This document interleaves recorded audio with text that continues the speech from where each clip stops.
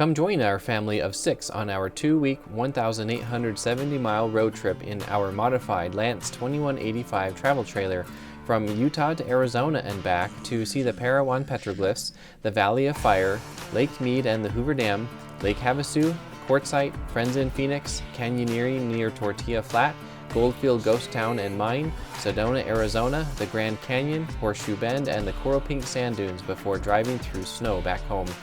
This is our first big road trip after all our modifications to make our travel trailer fully electrically powered by 2,650 watts of solar panels on the roof and 9.6 kilowatt hours of lithium iron phosphate batteries, as well as Starlink for internet connectivity.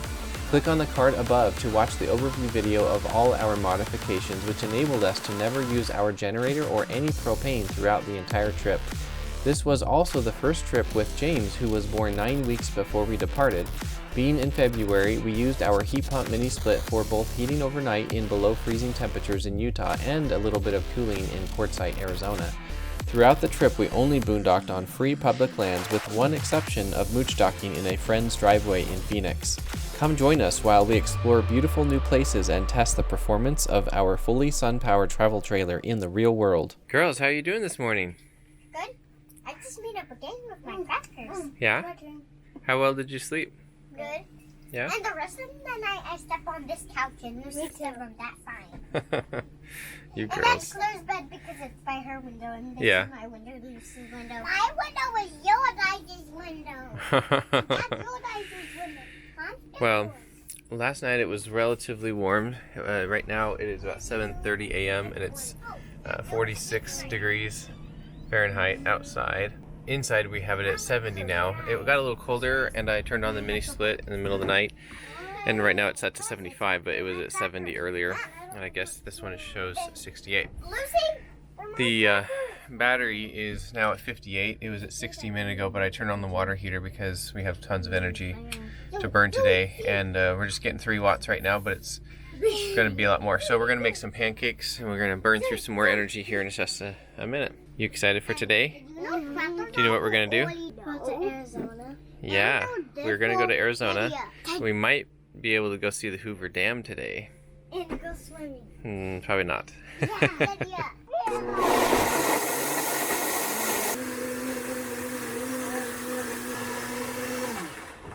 So as you saw there, while the blender was going, it surged up and there was starting to be a red light blinking right here because the line 1 was at 2560 watts. And then the blender turned off and now it's dropped back down. So it takes about 1,000 watts for the blender. And then temporarily there I turned off the water heater just to see how much it was pulling. So the water heater and the mini split and the blender combined are about max on that line 1. The pancakes are now cooking. You can see each of these cooktops is showing 360 degrees is what they're cooking at right now. The water heater is still on and the mini split is still on. And so we have 1490 watts on line 1 and 1750 watts on line 2. And I'm looking over here at those numbers right there. We're just getting a tiny bit of solar now and we're down to 48%. And we're at 7:50 a.m. Utah time, and here in Nevada that's actually 6:50 a.m. So far on this trip we have needed to use the mini split quite a bit during the night because it was cold, especially up in Utah. It was frigid and below freezing. Well, now we're down by Las Vegas and just the weather is quite nice actually. We did use the mini split some latter half of this night, but really didn't need it too much, and didn't use a whole lot yesterday either. And we had a lot of sun yesterday all day. Basically, we started the night last night at 97%, and we ended up being able to get it down to 30%. And that was cooking pancakes, that was running the water heater, running the mini split, and we were only able to get it down to 30. So we're already at 749 watts of production, and we're at 9:21 a.m., which is actually 8:21 a.m. Nevada time. I think that we're going to be producing more solar energy than our batteries can store today, and we'll see if we can make up the difference by what we consume during the day. Now, also as an update for the RV systems in general, mostly the water, if we look right here, check our fresh water, and you can see it indicates empty, although it hasn't stopped coming out yet. Our gray tank indicates at 2/3 full, and our black tank at 2/3 full. The gray tank was actually at 1/3 full just earlier this morning, so it's just barely getting up there. So they're getting a little bit on the full side. Freshwater tank is really almost empty. So we're gonna go today and fill up our freshwater and dump our other tanks, and then this will be filling up during the day as well. And also to note, today is Monday. We started this trip on Thursday morning, so we got, with a family of 6, including an infant, we got 4 days of water supply on our freshwater tank, and our gray and black tanks as well. Something else to note about that situation of water usage is we haven't used any disposable cups or plates or utensils. It's all been plastic plates that we rewash. Also, we haven't used any propane on this trip, and we haven't used the generator, so we haven't used any gasoline or anything. Well, it comes with the territory of bringing bikes on a trip or even just having them at home. We've got a flat tire on the bike trailer, and I've isolated it down to this hole. You can see the circle right there. And luckily I planned ahead and I brought our cold patch tire kit, and we have this portable compressor that we use, 12-volt sockets, which there's like 4 or 5 of them on the trailer.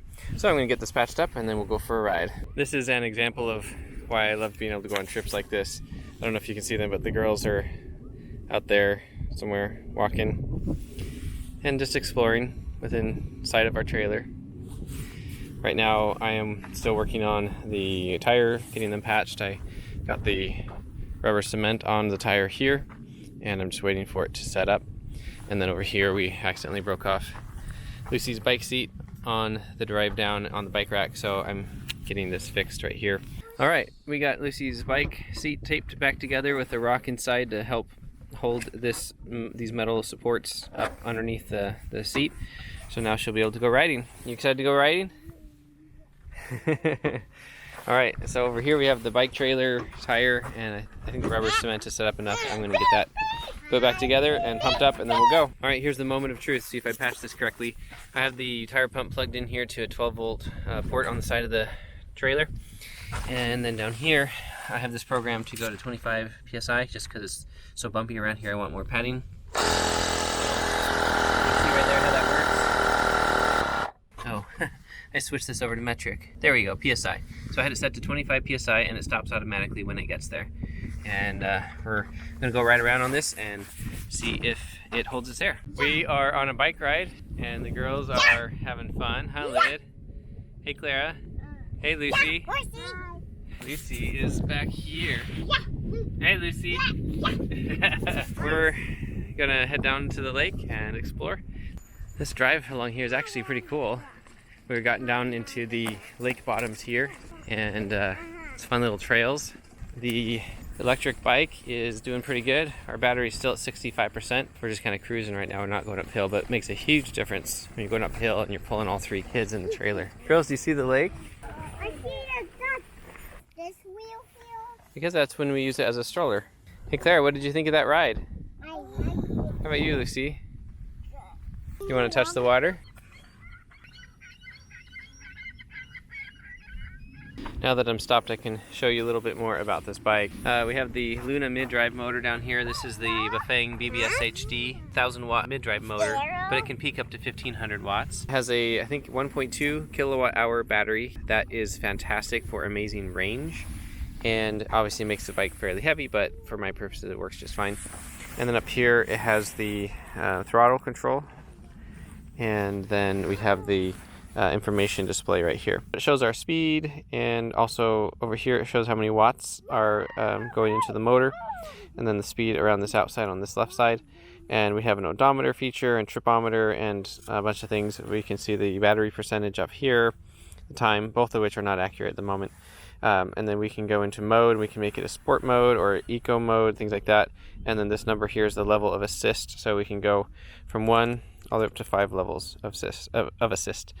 Sometimes I just leave it on 0 and just ride around until I need the extra help, and then I just use the throttle over here to go more. Are you having fun? Yeah, we found some sounds. You did?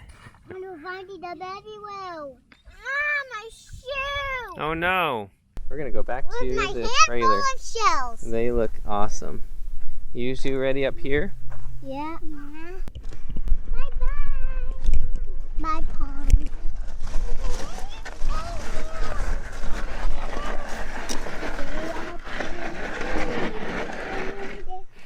You guys are so heavy. Look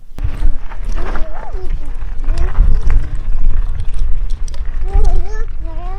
Another lake.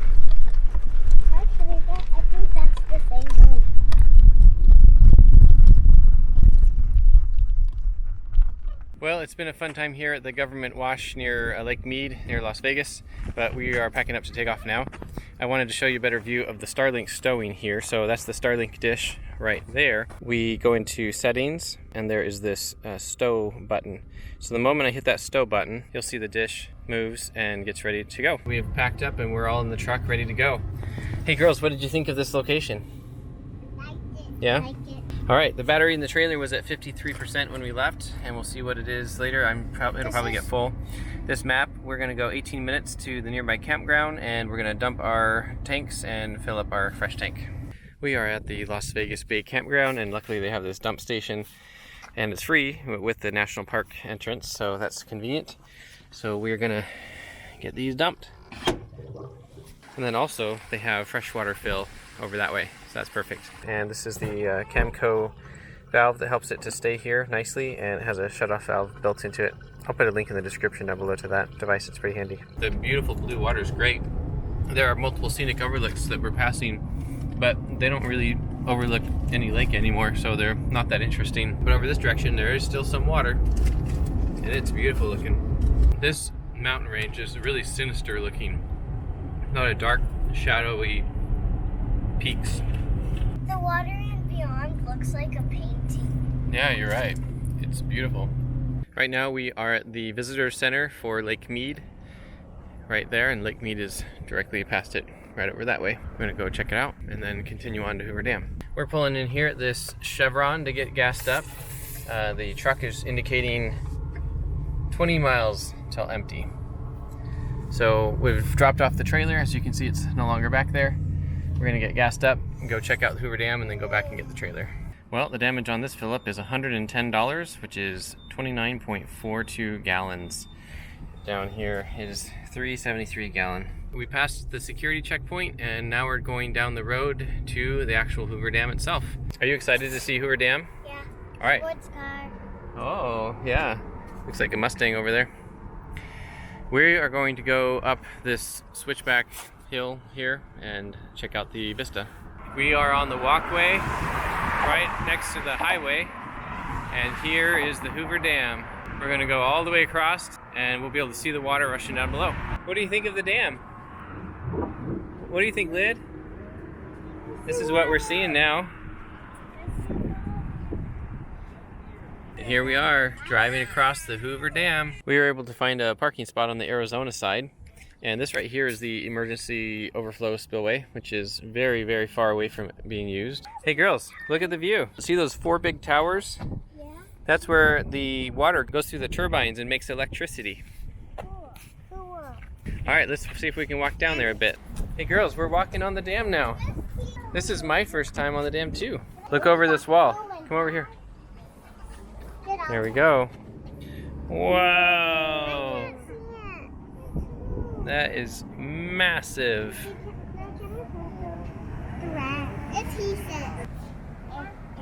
Oh, right on the line, girls. Wait, what? Right here is Nevada, this way is Arizona. Girls, was this a cool thing to see? Do you think it was worth coming? Yeah? I think so too. Our truck is parked up there, kind of near that white van. There's our trailer. We are back to the trailer from the Hoover Dam. We left the trailer here in the parking lot of the visitor center for Lake Mead. I just wanted to give a quick update here. We are sitting at, see, we're at 16:03, so that's 4 p.m. Utah time. We're at 97% battery, and we're still getting 866 watts of solar. So we're gonna get to 100% before we get to our campsite tonight, which is gonna be about a 3-hour drive. The sun is just about to set, and we're gonna get to our next destination in 26 minutes, so it'll be 6:26 p.m. and that's just a few minutes after sunset. But we'll still have twilight for a little while, but this is cutting it much closer than we usually like to. We'd like to arrive in the daylight usually to help us get set up. But we had a lot of fun at Hoover Dam, and so we're getting here late in the day. It's 6:24 p.m. The sun has set, but we are still in the twilight phase, and we're going up this road, which is called Craggy Wash. You can see the sign right there on the left, and we'll be able to find a spot hopefully. We got here positioned, and I'm done, but it's too dark to show you the outside, so I'll do that in the morning. In here, Jessica got the dinner going real quick, and the girls are eating. grilled cheese sandwiches and tomato soup. And I didn't get in here before they did all that, but we're down to 94% battery now. I assume it got to 100% today. It is 7:30. It is just after 10 p.m. We're down to 83%, so we'll see where it is in the morning. As a quick experiment, I'm going to leave the water heater on all night just to see how much that pulls it down. This is the Victron monitoring portal for the trailer, so this shows the entire day of electricity and what happened throughout the day. So this blue line is showing the state of charge of the RV battery bank. The orange columns are showing the solar production, and the red columns are showing the consumption, the alternating current or AC electricity consumption throughout the day. So starting over here at the beginning of the day, this would be midnight to 1 in the morning. You have the state of charge was down to 80, and then it went down to 79% over the course of that hour. And that's how the graph continues. You can see there was minimal battery consumption per hour, but there was some, and it's dropping down a few percent each hour. And that was when the mini split was on and some other loads as well. You can see here by about 4, I had mentioned that I turned up the mini split and was heating the trailer a little bit more. So that's why these columns are taller and more power consumption. And then here is when we start cooking breakfast, and we're making pancakes and using the blender and turn on the water heater and all of that. So we used quite a bit of electricity, 1.5 kilowatt hours in the 1 hour there. Keep in mind my battery bank is 9.6 kilowatt hours or 800 amp hours in 12 volt configuration, but I have it in 24 volt configuration, so it's 400 amp hours, 24 volts. In any case, we used quite a bit of electricity over these 2 hours here, and then the solar started to take over, and then our consumption also dropped off, although we used quite a bit here at 1 o'clock during the day. The solar production ramped up nicely, and you can see it was pretty much a perfectly sunny day because you can see the bell curve of the solar production throughout the day. And so that was increasing the battery's state of charge throughout the day. And then we were driving, and so here at the end, it was getting fully charged. Here at 5 p.m., it got to 100%, but then the solar pretty much finished its day of production, and so the battery started to go down just a tiny bit there. And then we started to use the trailer once we had gotten parked and set up and made dinner and whatnot. So that's the power consumption along here. So if we look at the full production for the day, we got 10 kilowatt hours, and our consumption was 7.6 kilowatt hours throughout the day. In the next video, we spend the morning exploring the Craggy Wash area by checking out how good the dirt is to dig here, as we do in all our campsites. We then climb up the nearby mountains to check out the views. After we felt like we had sufficiently explored the area, we pack up and drive into Lake Havasu City, where we restock our groceries. While there, we unload our bicycles and ride over the London Bridge to the island, where we ride around the shore and back to the truck. We then drive down to the RV snowbird mecca that is Quartzsite, Arizona, and are amazed at all the RVs across the desert as far as the eye can see.